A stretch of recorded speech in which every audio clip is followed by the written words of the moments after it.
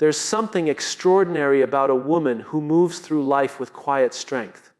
You can feel it when she walks into a room.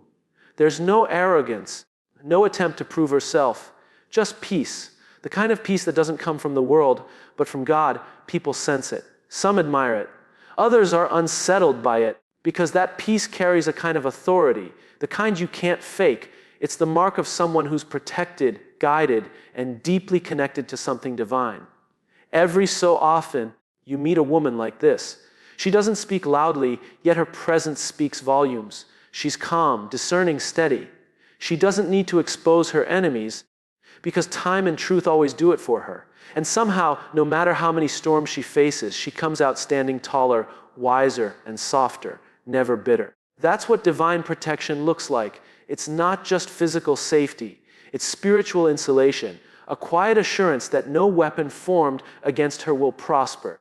A woman protected by God sees through masks. She may not have proof, but she senses energy. When someone's smile hides manipulation, her spirit feels it before her mind can explain it. It's not suspicion, it's discernment. God gives her insight that logic can't. Others might call her paranoid or too careful, but later they realize she was right. She doesn't expose people to humiliate them. She simply steps back when something doesn't feel aligned. Her protection often begins in silence, that still, small voice saying, "Not this one." And every time she listens to that voice, she avoids pain disguised as opportunity. But here's the thing about divine protection, it often feels like loss. When God protects a woman, He sometimes removes people she thought she needed. She'll lose friends, lovers, even family ties that once felt irreplaceable. It doesn't always make sense at first. She may cry and wonder why every good thing seems to slip away. But later, she understands that God was not punishing her. He was preserving her. Some relationships end not because she did something wrong, but because evil intentions were forming behind her back. And before they could take root, God shut the door. Rejection became her protection. She learned to stop chasing people and start trusting timing. That's why her peace doesn't depend on people staying. She's learned that what leaves her was never meant to keep her safe. And what stays with her can't be shaken by gossip or deceit. This is why she can lose much, yet never lose her peace. Evil people can't handle that. They want to see her break. They want to see her react, but she doesn't. Her calmness frustrates them because it reveals how powerless they are against her. She doesn't argue, she doesn't explain, she just moves on, covered by grace. When chaos hits, most people panic. But a woman under divine protection remains centered. Her calm isn't denial, it's trust. She knows who's in control. She's seen too much of God's faithfulness to believe fear's lies. While others rush to defend their name, she lets God fight her battles. Evil wants her attention, but she's learned that not every accusation deserves a response. Her silence is not weakness, it's strategy. When you're protected by heaven, you don't wrestle with shadows. You rest in light. That's why her calmness feels supernatural, because it is. It's the peace that surpasses understanding, the kind that doesn't make sense to those who live in anxiety and anger. Her kindness is genuine, but it's not blind.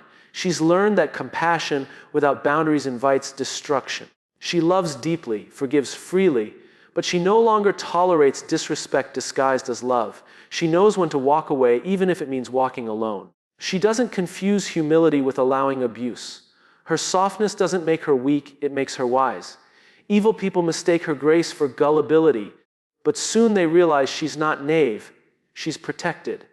God gives her the wisdom to see when someone's intentions are unhealthy and the strength to leave before she's broken. There's also something sacred about her silence. She doesn't tell everyone her plans. She's learned that not all ears are kind and not every listener is loyal. Evil feeds on information, and God protects her by keeping her private. She moves quietly, not out of fear, but out of wisdom. Her results speak for her. Her growth is her testimony. The people who once plotted against her often end up watching her rise, confused as to how she did it. What they don't realize is that when God hides a woman, no one can touch her destiny. And perhaps the most beautiful thing, she forgives. She lets go of bitterness even when she has every reason to hate, because she knows hatred is a trap. It chains the soul. So she releases people, not because they deserve it, but because she deserves peace. Evil loses its grip on her the moment she refuses to carry the poison of resentment. She prays for those who wronged her, not out of weakness, but out of wisdom, because she knows prayer is the language of protection. You can't curse what God has already blessed.